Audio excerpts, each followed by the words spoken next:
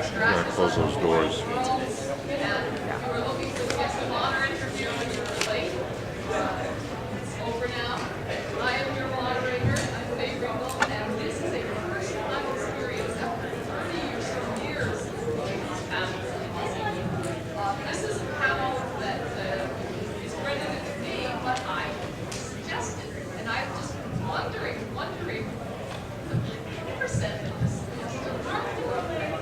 Yesterday, Bob definitely explained to me that he read it in my live journal and thought it sounded like an interesting panel. Instead of writing me, he just put it on the program. So thank you very much, Bob. As you know, Bob, I am the Fantastika scholar referred to here, who said what a year 1897 must have been. Dracula was published, and The War of the Worlds was first serialized. Both are invasion of England and reverse colonization stories. What else compares and what contrasts is early classics like kickstarted horror and science fiction. I did not say that. How, where, and why do their themes still resonate? So that was my idea, but I have to thank the Boskone programming czars for surrounding me with formidable panelists. I feel a little bit like Pippin having breakfast with Denethor and Gandalf. But no, don't worry, you don't have to say whether you're Denethor or Gandalf. After all, what's a metaphor? So, anyway, who are you and why do you think that you were chosen to discuss my idea? My name is Gregory Feeley, and I write science fiction and about science fiction. And I assume I'm here because I've written about interview science fiction. Yeah, I'm David Hartwell, and I'm known to have a hobby of literary history and science fiction. Darrell, you've got to not play with the microphone. Other people hearing that noise? Yeah. Thank you. It's very sensitive. Yeah, I also have a doctorate in comparative literature, which is in terms of I'm Darrell Schweitzer. I also write fantasy and a little science fiction. I've been the editor of Weird Tales, and I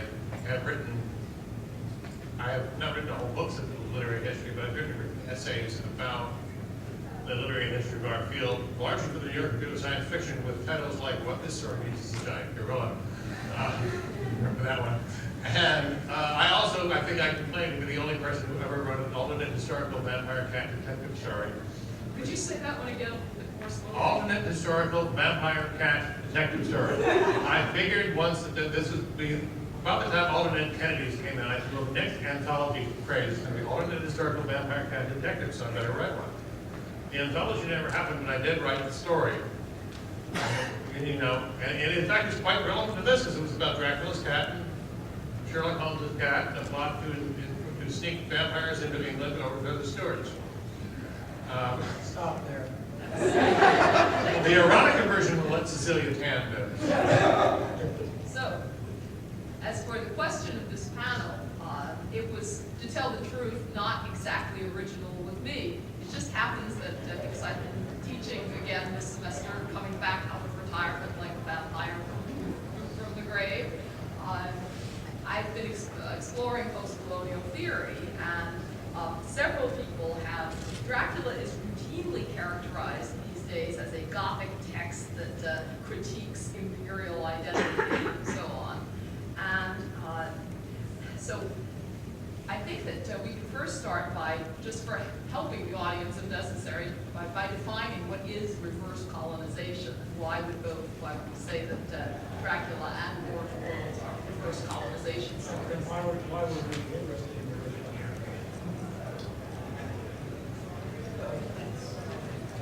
Read that perhaps on her mind. Interestingly, Lenin later on said that in 1917, figured that, pinpointed that as the apogee of British imperialism.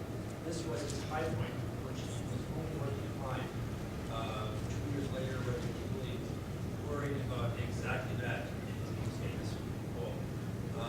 What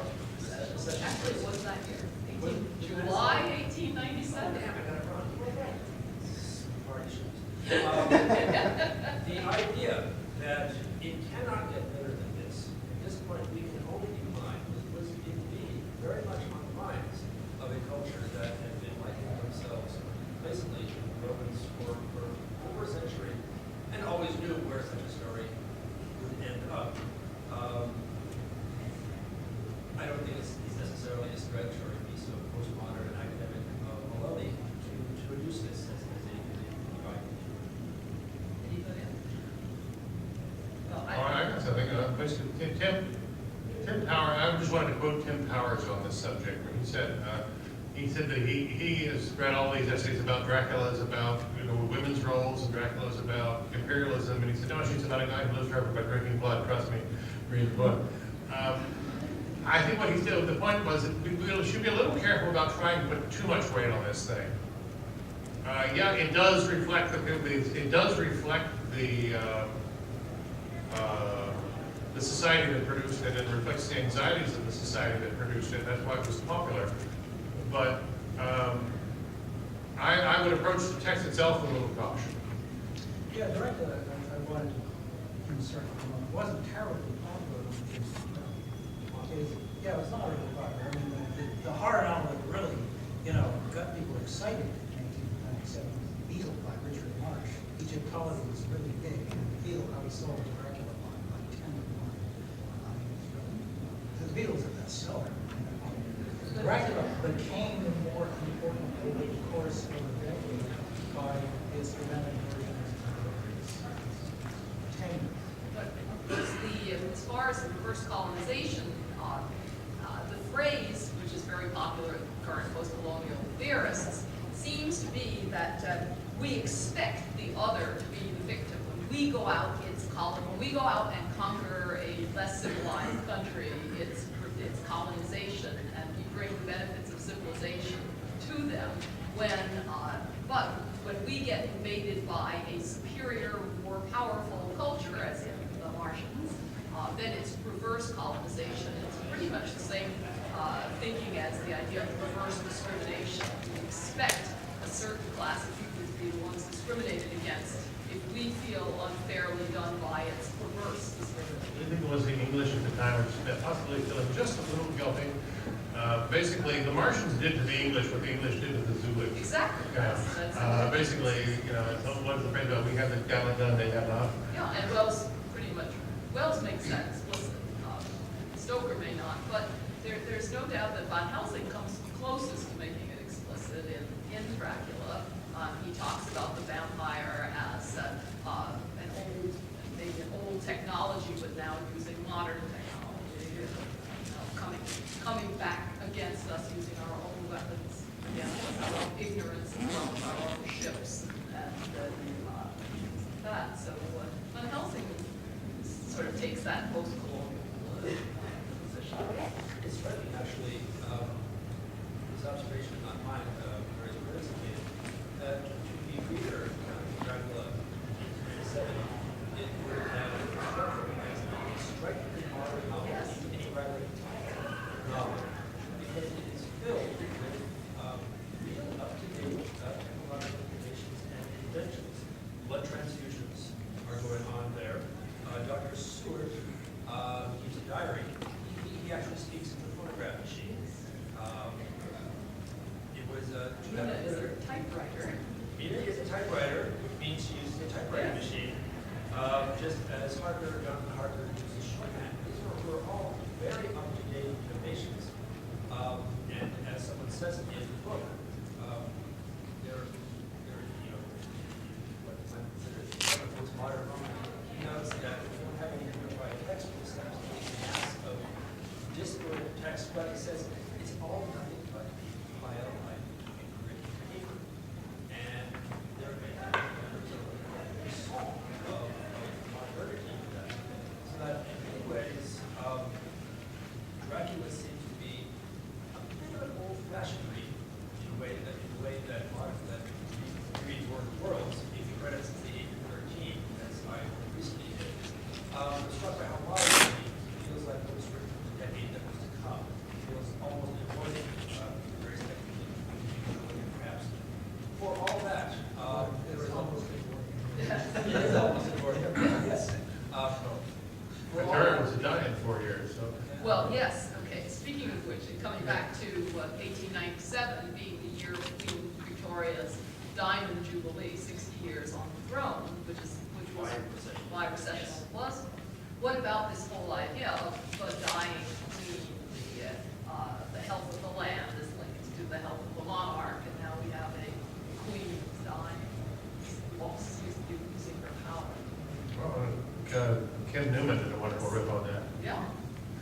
I know Dracula. Everybody know that book?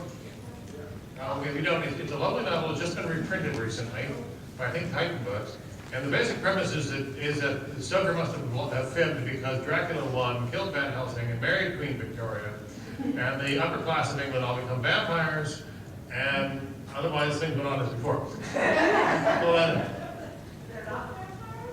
Well, somebody, how could you tell?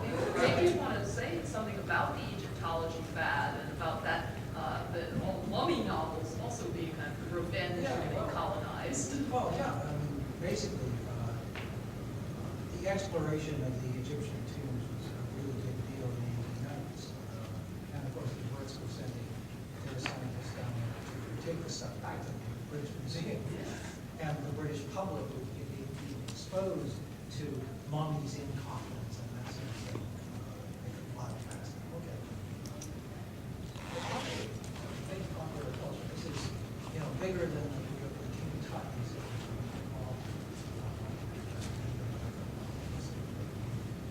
The depth of impact on the popular culture of the Egyptians. And of course, there was a lot of supernatural speculation about Egypt. Yes. The mummy's curse. The curse put on the tombs. How people die mysteriously. Opening tombs and robbing graves. And that sort of thing. It's a kind of close. Just at the end of the power of the Christian religion, they became kind of a pop culture supernatural. Very, very thin. It was very big and it had caught on some decades earlier. Yeah. Probably the book that really got this notion going was in White in 1860. Yes. You bring home the jewel and it's not a supernatural menace that comes after you, but they come after you and they are indeed obtruding into your airspace, which the Brits usually occur the other direction. Very likely, Stoker knew the woman in White. Because the idea of the text, a novel with a compilation of disparate texts, by no means agree on all points, is, it was certainly popularized by, I think it was probably original to Valley, kind of a really good example. It was a play, many popular novels back then were plays. Stoker was a stage manager. Not one who like John Grant who stuff that people didn't watch. He was very much an audience aware of what he was aware of. So, And of course, Stoker went on in 1907 to write Jewel of the Seven Stars. Reincarnated, reanimated Egyptian princess with 7 fingers. Polydactyl, wow. And Conan Doyle wrote a very good one. I don't remember the name. Short story book. 49. Lot 249, I think it's called, which is basically like Hammerfell, really, to the ending that made it a little bit funny. It's about this fellow who, about a student who keeps his mummy in his rooms, and it goes around and, kills people at his bidding, he doesn't need Turhan Bay with the tanner leaves. He figured out how to do it himself. And it's actually a very vivid, very effective story. The only thing that made me a little disappointed that it ends with somebody pointing a gun to him and saying, now you're going to chop this up and burn it. If we're going to make it into a Hammer film, it needs a more spectacular climax than that. But otherwise, quite a good one. it's interesting.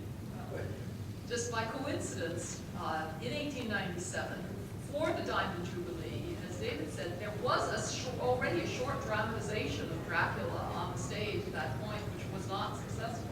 But what was very successful was Stoker's collaboration with Henry Irving, the actor for whom he was the stage manager, actor manager, etc., in everything.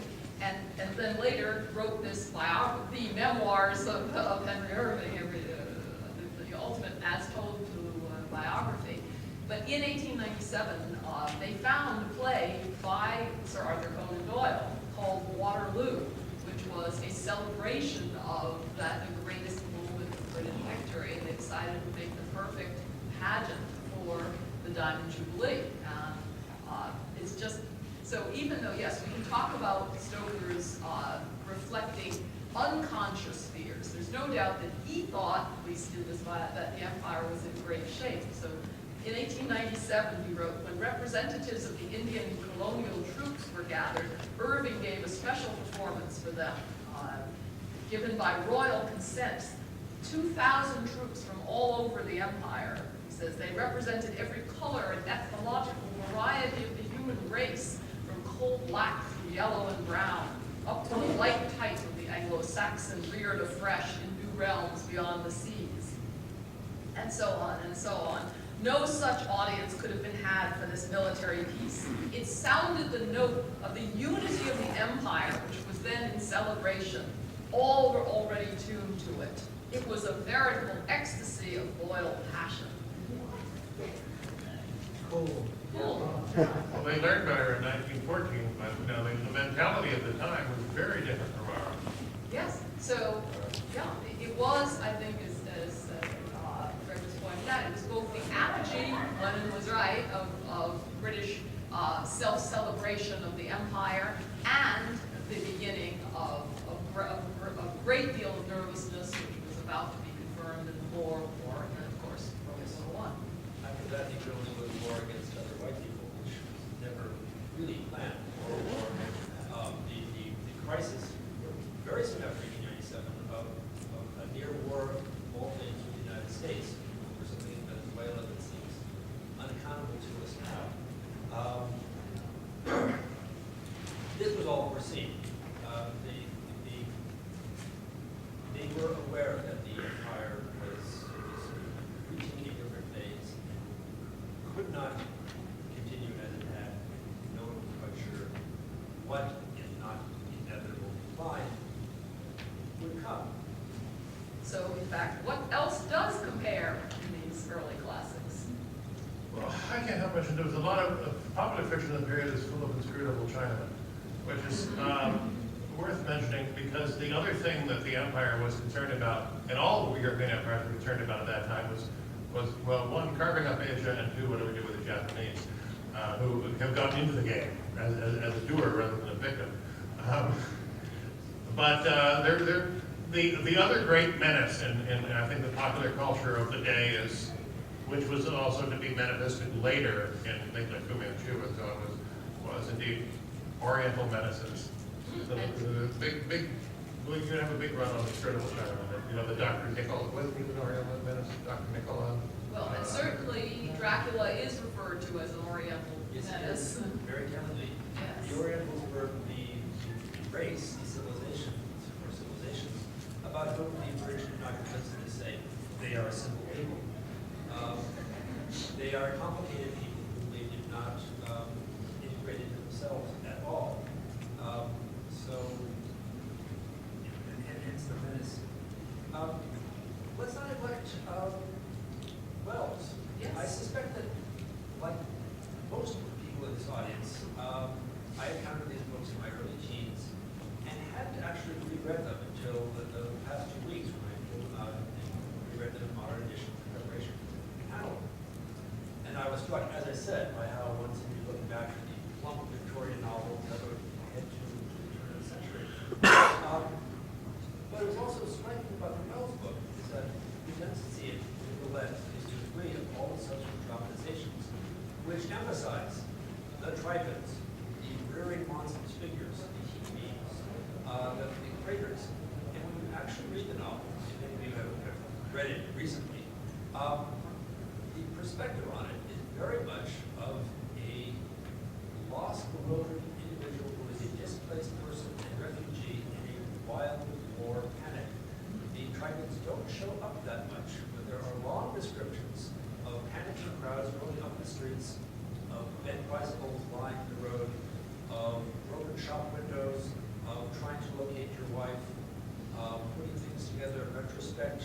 He goes day by day, he said by Friday night. Day-by-day experience of being invaded. Yes, there it is. So they are both invasion of England stories. Right.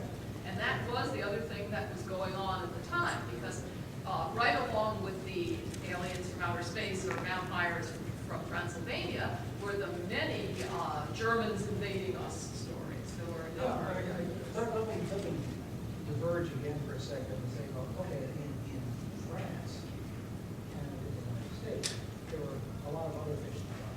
And there was things going on in science fiction that were completely dissimilar to this. The best French work I can think of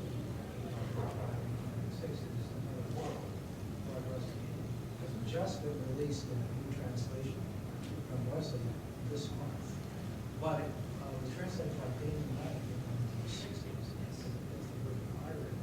It's extraordinary and quite different science fiction novella. It's a novel, practically. It's 28,000 words long.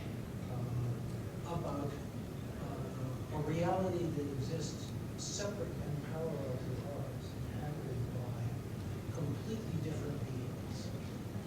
This does not have anything to do with war or nation. It's an actual question. In the United States, one of the more interesting works that came out at precisely that moment is The King in Yellow, by Robert Chambers, which was very good, and one of the stories about the future of suicide bombers. Extremely interesting science fiction. That's our stuff. I'm sorry. I've just got a soft voice. I recommend to you the Repair Reputations by Robert Chambers. But it's just, what I want to bring up these two examples to show you how very different the British culture thing was at this particular moment from what else was going on in the fantasy and science fiction everywhere else. So pretty much the moment that the German states were unified into an empire, it became plain. Oh, Auschwitz in Germany. Auschwitz, Auschwitz in Germany. Oh. At that point was from a space travel. From pretty much 1871 or so, when Germany became an empire, and very quickly defeated France in a war that France initiated almost effortlessly. It was clear to Britain that they had a major competitor. Germany was aggressive. They coming into the game of acquiring colonies late and were very aggressive for it. And very quickly, a genre of German invasion novels came about. None of them are read today, except by scholars. None of them have any currency. But Ironclads by Wells himself. that came a little bit later, Yeah. but by the 70s and 80s, there were a lot of them. And the fact that they're not remembered today should not let's look at the fact that they were tremendously popular. So the idea of England being invaded by implacable forces, and of They course, were rather like America being threatened by the Arab menace. Well, the many novels. Many novels Yeah, they were much about more like. America being threatened by, bombs, technological incursions of terrorists to destroy our way of life. That genre of novel started in if you see it anywhere else, you can think of Kipling's early stories when they published in the late 1880s. Those that are not set in India, and some that are just charged with an awareness that the German is a threat. It was omnipresent. I think another thing that was still going on, I can't think of what Rider Haggard novel came out that year, but the Lost Race novel was still very much up and kicking. Yes. Which the archetype is she, which I seem to recall is 1888, a little earlier. But you all know what a Lost Race novel is. It's basically about somebody who goes, the Great White Hunter goes and discovers the lost city and wherever, and there's usually an immortal queen and sexual fantasies follow. And it's one of these genres that used to have hundreds of examples of which there are perhaps, most of them are indeed, the ones that anybody reads today tend to be by Rider Haggard or George Burroughs, but they're enough to keep the model going. Literary history is full of this kind of stuff, like the Gothic of the late 18th century, early 19th century, really has about 5 or 6 writers who we still read. That's enough to keep us aware of this whole genre. Well, of course, the other thing that literally compares the two is bloodsucking. Yes. They both feature bloodsuckers who will literally colonize the bodies of the English victims by feeding on their precious bodily fluids. And if anybody's forgotten that from War of the Worlds, Wells saw it as an efficient model of advanced evolution, bypassing the whole, because the Martians have no digestive problems or digestive tract, they just get the blood directly. And they, in most cases, from a human being, was run directly by means of a little pipette into the recipient canal. Well, the difference was there was no way to turn a human being into a Martian. Basically, a human being was just hamburger. Yes, very different. Yeah, it's not that they were being, in fact, the two models of colonization, one in which you just exploit the peoples until they are drained and then go on somewhere else, and the other in which you try to make the people into something like yourself but lesser. This is important. Affinity, and it shows up an interesting distinction. Of course, I think as Darrell intimated, the humans are, under the sway of the Martians, simply destroyed. You're drained and you die. Whereas the vampires, the threat is scarier. They will make you like unto them. They will replicate more copies of themselves. And in this sense, Dracula is more like a 19th century English novel, which is rather infrequently compared. It's like Frankenstein. Interestingly, when he came out, some of the early reviewers likened it to Frankenstein, something that would not occur to us. And there was something in the inventory of Bram Stoker's library, and one of the books in it was the novel Frankenstein, a Modern Man Demon. It was an edition of Mary Shelley's novel with not the subtitle that she gave it, which we know it. Rather than Modern Prometheus, it was a Modern Man Demon, with the intimations that Frankenstein is not something created, but is brought of its own volition, and emphasizes its agency and its rather Dracula-like qualities. Of course, Frankenstein is similar to Dracula in that the threat is that if this lone creature is not destroyed, he will replicate himself indefinitely and squeeze out humanity. As cruelly rational as the horror of Wells is, and I think that War of the Worlds is artistically a much better book than Dracula, there is a horror in Stoker's work that this interesting misprision of Mary Shelley really does get. I think I saw there was some hint. One other great bestseller in the 1890s is about not War of the Worlds, but personal invasion, and that's Trilby, in which sinister Jew puppet masters a beautiful white girl. And it's the same sort of horror of invasion. Yes. The sexual stuff is very discreet, but it's clear. And she doesn't even have a voice of her own. She is always seen as an instrument on which Svengali is playing. And Maurier and Stoker were at least acquainted. They moved in all the same circles. And that was a very great bestseller, and the book which Henry James wished he'd written. Wow. Wow. Talk about an alternate world.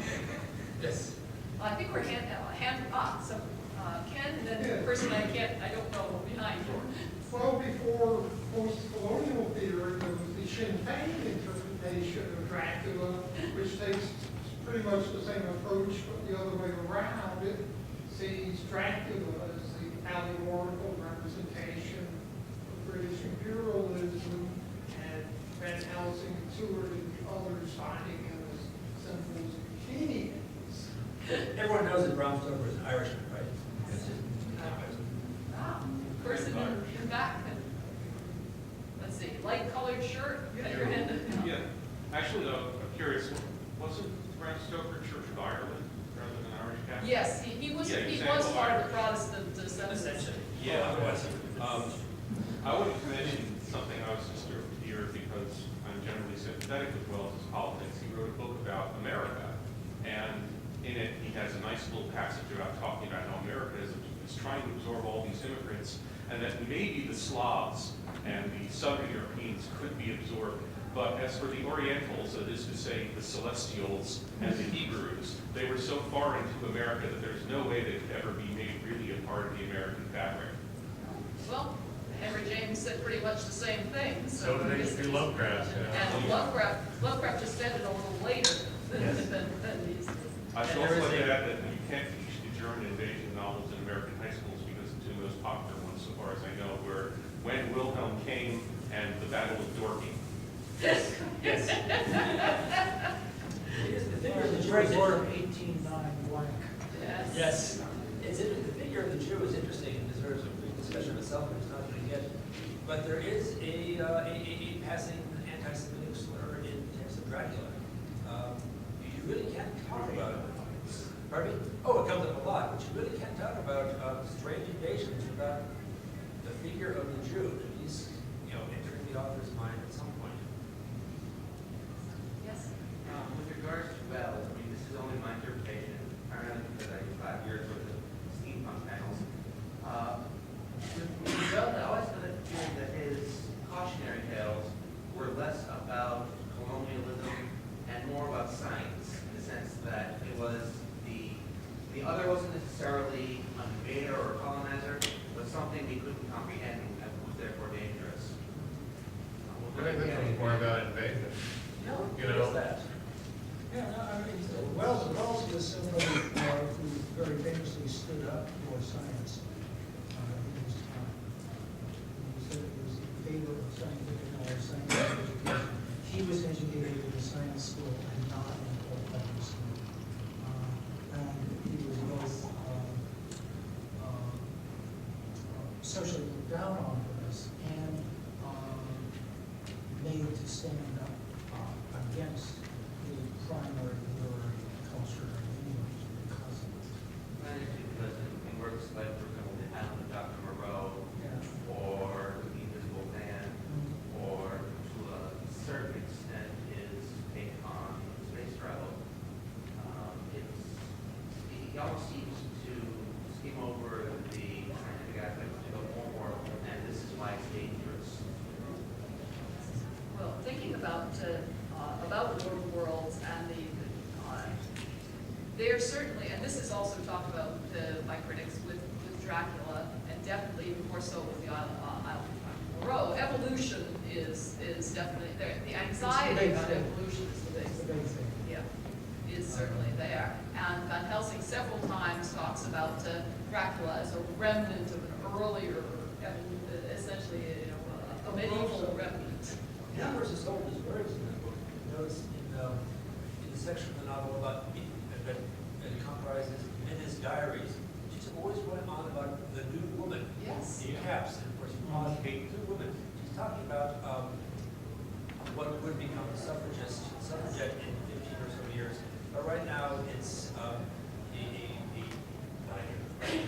time, a sexually emancipated woman, a woman who is an agent, not a subject, a woman who may smoke a cigarette.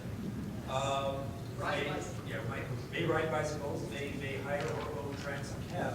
And this was, a proto-Gibson girl. This was very much an issue at the time.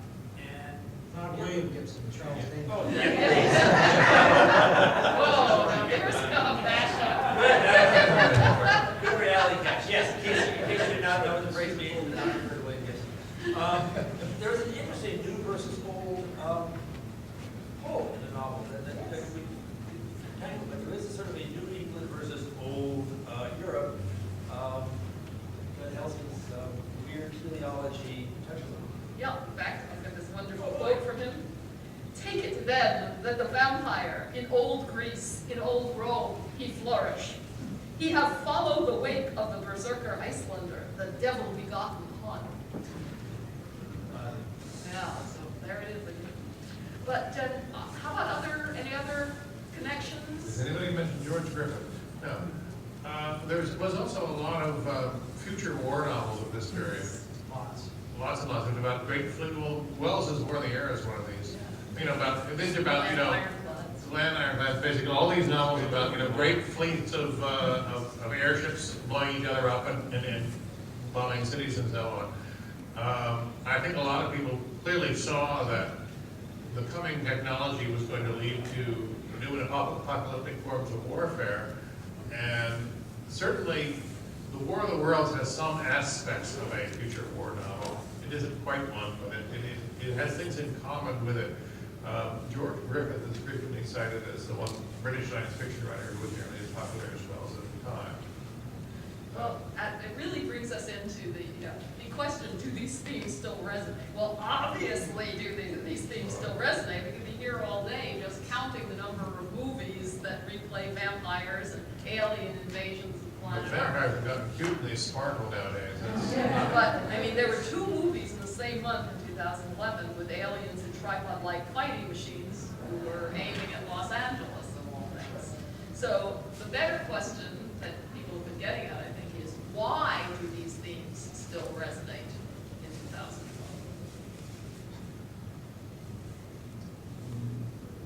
Well, I think from the personal and political. Any? Certainly, the idea of self-replication is tremendously alive today. If you are infected, you will be turned into an AIDS virus factory. Your computer might be infected and replicate things. The very idea of the meme is absolutely omnipresent. The notion, a virus, a piece of code, whatever that effortlessly makes copies of itself and overwhelms you, totally dominates our culture. And what else are vampires of that? So there's that popular resonance. Here's another. To take this into, a completely different realm, there has been a tendency for at least the last 100 years to take that which we loathe and despise and try very hard to understand with it to the point where we then identify with it, to which it will then, at which point it will then become sympathetic. And so what we start out loathing and despising and hating and fearing becomes something that we have to understand and identify with and become. This is really fucking weird. But it's nevertheless, if you look at all of the monstrous images, you will find very large numbers of people going through kind of psychological evolution toward identifying with that. Friendly, cuddly zombies are next. Well, there's, I was going to say, let's all become real literal brain eaters. well, we certainly, I don't like that idea, but it's going to happen. we certainly fear colonization more than ever, and we certainly are in very much. As What far do you as mean we meaning the West. Now, I mean, we may not be the same sort of empire as Some Britain of we, in 1897. but others of we are very much in favor of colonization, and very much in favor of the other, and very much in favor of legalizing immigration, etc. Well, that's different by again. Let's say. Even if we feel that way, we still worry about, as you said, people. Well, the way we approach our anxiety Yes. is driven by the The issue is alive. I think one of the best ways to illustrate how attitudes have changed, though, is remember that scene in Dracula in which they burst in and Dracula has just been forcing Mina to drink his blood, and it's compared to a kid picking a puppy and mashing it down into the milk. Remember that scene? Yes. And basically, Jonathan Harker's hair goes white overnight at the sheer horror of this, and everybody, it's clearly an analog of rape, and it's taken as this unbelievably vile thing. Now, you always know that when they make a movie that says so-and-so something, offers something, it's going to be very inauthentic. Probably the least authentic Dracula movie ever made was Bram Stoker's Dracula, Yes. in which, in that very scene, they've changed it a bit. She, in fact, begs Dracula to make her a vampire because she's in love with him. Yes. But he's such a nice guy. He says, "You really don't know what you're getting into. I don't want to do it." And he's reluctant. I can't think of any greater, perversion from literary text to film ever made. But it does show how the attitudes have changed. The vampires become nice and cuddly, and now the aggressive woman is in essence imposing on him. That's what a century has done to this. Some who hasn't had a chance to speak yet? Yes. I found it interesting you're talking about the German invasion fears. I think that worldwide right now, there's been a lot of talk of American decline and who's next. And it's clear that there's no one stepping into the void in a way that's scary. Where are people drawing? Plenty. Yeah, no, I mean, but in terms of, being, anyway, setting up a world structure. But I think it's, so I think maybe that's why we just keep recycling. I mean, back in the 70s and 80s, it was the Japanese. Remember the original Bruce Willis movies of the Japanese People Corporation and performance-seeking terrorists, and and now it's the Middle Eastern terrorists. But as far as dealing with anxieties, I completely agree with you. But the simple answer to why we keep recycling tripod-like fighting machines and inhuman Martian clones is that it's okay to kill them, and even the least sensitive Hollywood filmmaker would be disinclined to kill them, to mow down swaths of human enemies in quite the same way. Well, we don't go out and massacre vampires anymore, not really. Well, Buffy does. Buffy certainly does. She just dusted them whenever she could. Yeah. Sometimes- Hang on just a minute. Yes. A little louder, please. England was at its height. Yes. Wasn't there a lot of immigration from all across the empire to the island? Yeah. Not, Wasn't there well, a lot of fear of the foreigner also? there was, but actually it wasn't not like it is today.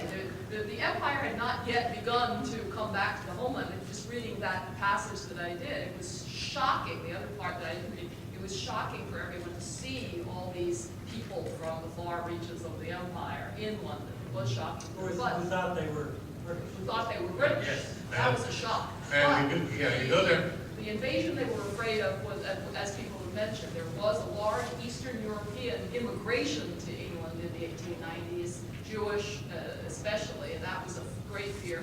And there were Chinese coming to live in Britain for the first time ever, and that was a great fear. But if you go there now, you'll discover that basically all the clerks and the postal people, all the sort of low-level bureaucrats are usually wearing turbans. Yes. That all these Indians and Sikhs, this inevitable consequence of empire. About the end of the empire. Of any empire, Yes. The Roman Empire got filled up with a lot of people who weren't Italian, right?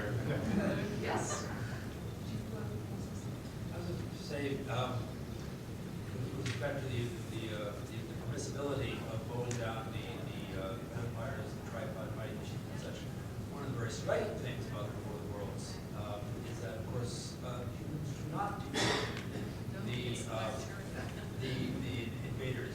A novel that spends almost all of its time emphasizing the helpless, the confused, no one knows what's happening. In particular, and it's this tremendous sense of hapless, incontinent fight. And you really have to read the novel to see how much it stresses that. In the end, scrappy little Britain does not rally and prevail. It is absolutely Well, that also goes back to the African analogy because, the Africans really could not prevent Europeans with Gatling guns, but the Black Fever could and all those interesting diseases they have in Central Africa, that could slow them down. By 1909, P.G. Woodhouse could write The Swoop, or How Lawrence Saved England from the Great Invasion, in which England is invaded by, I forget, 12 They all separate invade foreign some. nations, and England does not notice. It's in the newspapers, it's somewhere way below the British scores. And nobody notices. So he could satirize this incredibly popular genre, and people would get it. Yes. The concept of vampires as disease, which you touched on, I find interesting because after last night I saw that film, I went online and started reading up on Burnout. And one of the things they mentioned about his Nosferatu was his design for Count Orlov was basically based on plague rats. Yes. So he was specifically treating vampirism as a plague, not as an invasion. I'm not sure if Stoker would have felt the same way. No. There have been no good studies of the evolution of portrayal of the vampire that I'm aware of, but there could be. I'm very aware. There's a lot of very different interpretations of what the vampire is. But Stoker definitely knew about the analogy of vampirism and plague, because the same book that he got his folklore out of also talks about how in many cultures it is linked with a disease, and not the least of which being our culture, something I've written about quite a bit, the New England vampire belief, where it's completely linked with the white plague or consumption. And we know that Stoker knew about that because clippings about the vampirism outbreak in Rhode Island in 1892 were found among his Dracula papers. So he certainly, he may not have, I mean, I'm sure he didn't use it precisely because it's less interesting for a novel. I mean, that's why there isn't a great New England vampire novel, where instead of the vampire has almost as little agency as a germ, as a plague germ. And it's why Nosferatu worked so well as a silent film. As soon as Count Orloff opens his mouth, in the modern one, it's much less interesting. Yeah, another hand somewhere? Yes? Just nobody has commented on the traditional big question about Dracula. Why is it that Stoker wrote one great novel and any number of god-awful ones? Why is it one of That's, Dracula's a great novel. It's just an important novel. Yeah. But it's a lot better than anything else he ever wrote. Better than anything else he ever wrote. Yeah, still, But it's, but objectively, it's not a great book. There is also there's a mysterious clue that no one has ever followed up. That comes out of the letters of H.P. Lovecraft. The lady named Mrs. Minitor, who he knew, she claimed to offer the job of ghostwriting it. Basically, she claimed she was somebody that Lovecraft made his living, such as it was, revising other people's work. And he knew other people in this line of work. And Mrs. Minitor told him, who was much older than him, told him that way back when, she had been offered the job of revising Dracula, that she'd been shown an incredibly slovenly rough draft and been offered the job of fixing it up. And she had apparently not done so. And Lovecraft speculated that the book was revised by a superior hand. Now, no scholar has ever followed this up. Well, There's possibly no evidence to suggest that it's true. yeah, there's But what was she talking about? I don't think she made it up. Yeah. we do have manuscripts and we do have notes, and those have been published. I'm not sure about unless you're positing a mysterious Reviser, that's what they were positing, yeah. Well, Ken, Mary Shelley wrote two of your other novels, and however much someone may try to make a case for the last man, they're not very good. And in fact, as a text, you have to actually wrestle with the text itself. Dracula is not a great novel. As David says, these are novels that, however managed, hit a nerve with their clumsy thumbs. It is very readable. It's like reading Rider Haggard or something. It's very readable. It's still an entertaining novel. You don't have to cover it with footnotes to understand it. It's still very accessible. It gets clumsy. You try to teach it in some 9 to 10th graders how you build someone to 9 feet tall out of cases of normal-sized people, or how. Yes, he really does have a monster standing with his ear next to a hole in his shed for a year and a half, so we can listen to what's going on inside. It's an incredibly clumsy novel by someone who did not get a lot better. Nonetheless. Yeah, now there's been a triple text version published showing exactly what revision Shelley made. So you can really tell how clumsy she was. So we have about 1 more minute. Any last chance for a last comment or analysis? I was talking about how short and brief and spare it was. About 170 pages. How well it holds up to rereading. Rereading Dracula, which occupied most of our broadly so. Rereading the text was a bit of a chore. Rereading War of the Worlds was a pleasure, and I recommend it. I still enjoy Dracula. I mean, a little bit of. I think the only thing I can really see for giving people a strain is some of Van Helsing's. Also, that guy in Whitby, the fellow, the fisherman, where basically where Stoker's showing off his dialect. That could be a little tough, but otherwise, it's a good pulp novel.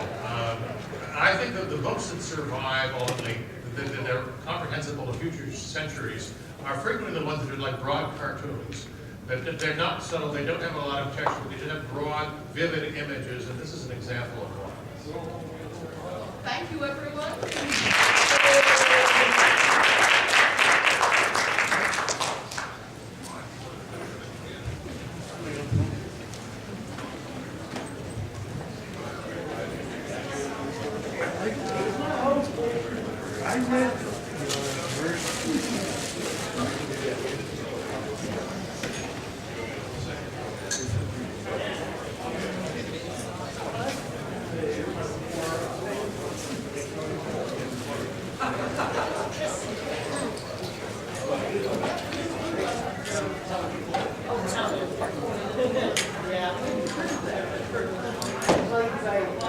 Yeah.